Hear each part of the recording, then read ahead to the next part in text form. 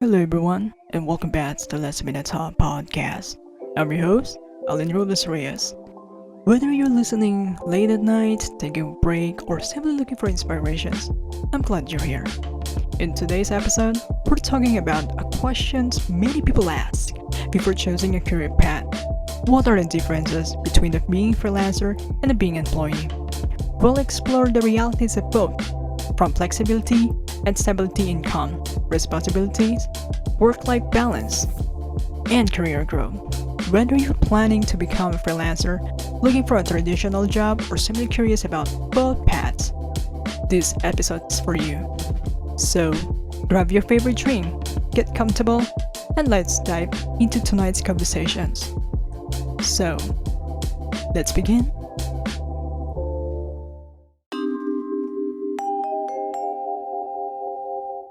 Let's begin with the basics. An employee is someone who works for a company or organization. You have a fixed role, a structured schedule, and a consistent paycheck. Most of the time, your responsibilities are clearly defined and you report to a manager or a team leader. A freelancer, on the other hand, is self-employed. You offer your services, whether it's design, writing, marketing, or anything else, to different clients. You chose who you work with, what projects you accept, and often when you work. On the surface, freelancing sounds like a freedom, and employment sounds like stability. But the truth is, both comes with their own challenges.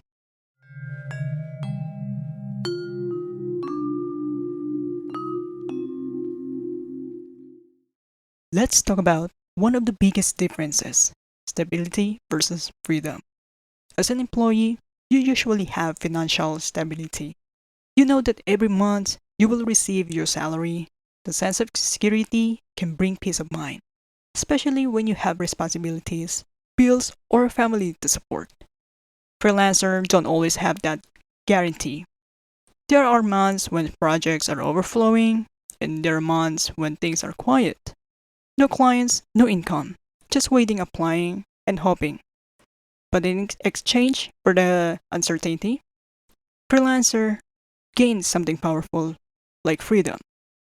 Freedom to choose your clients, freedom to say no, freedom to work from anywhere.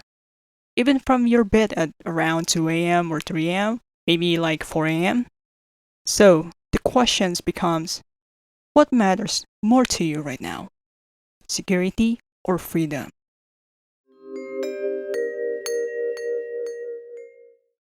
Let's move on to time.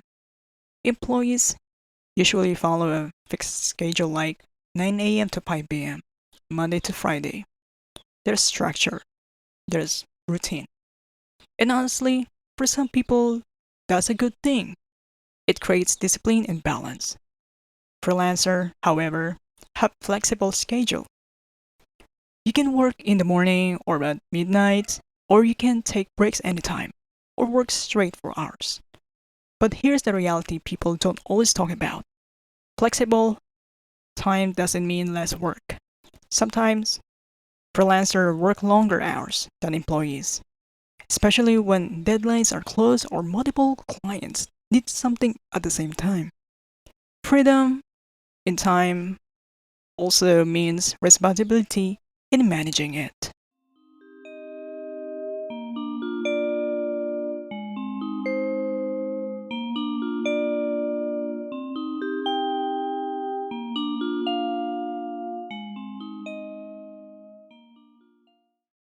Now, let's talk about money. Employees have a fixed salary, it's predictable. You can plan your expenses, your savings, and your lifestyle around it. Freelancers don't always have that consistency. Your income depends on your skills, your rates, your clients, and your ability to find work. There are moments when one project can pay more than a monthly salary, but there are also times when you earn nothing. Freelancing offers unlimited earning potential, but it also comes with financial risk. You have to budget better, so save more, plan ahead. Because in freelancing, there's no such thing as guaranteed income.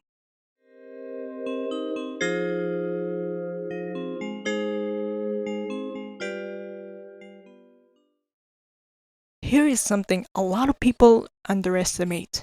As an employee, you usually have one rule.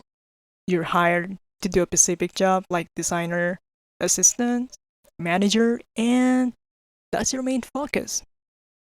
But as a freelancer, you wear multiple hats.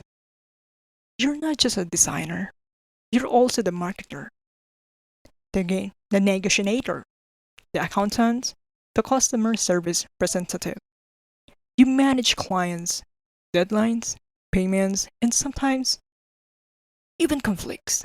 So, freelancing is not just a job, it's running your own business.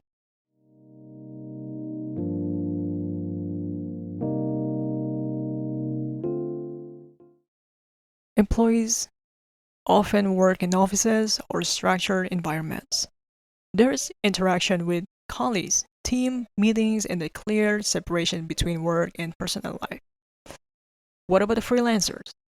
Your workspace can be anywhere: your room, a coffee shop, your bed, and while that sounds comfortable, it can also be challenging because when your home becomes your workplace, it's harder to separate work from rest. Well, sometimes you don't realize you're already overworking because there's no clear end to your day.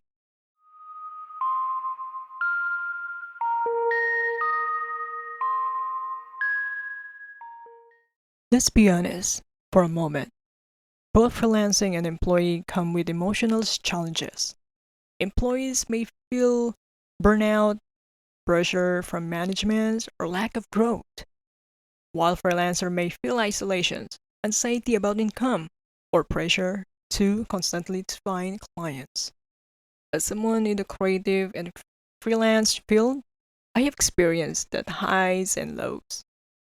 There are days when you feel proud, independent, and fulfilled, and there are nights when you question everything.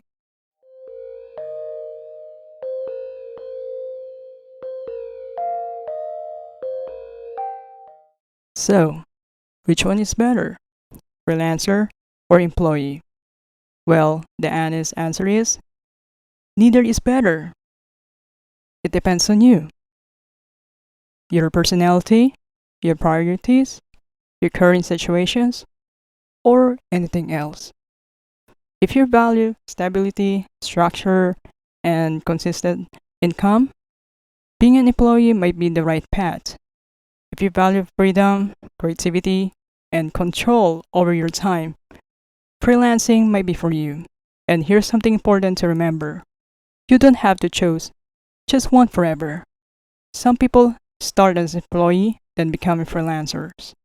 Some freelancers go back to employment for stability, and some do both.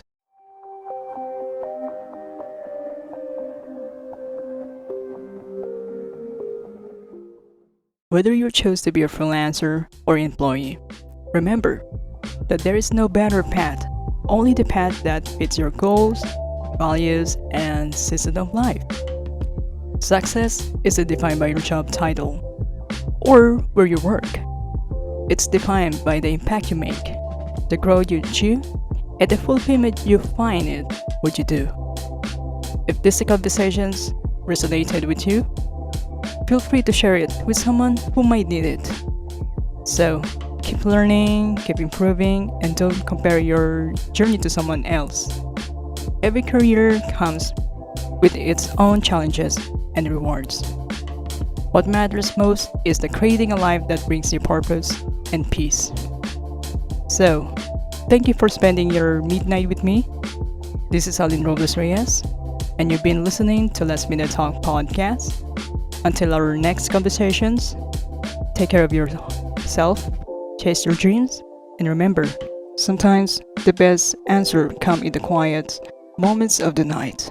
So no matter path you chose, you're allowed to grow, change, and start again. I'll see you on the next episode. Have a good night.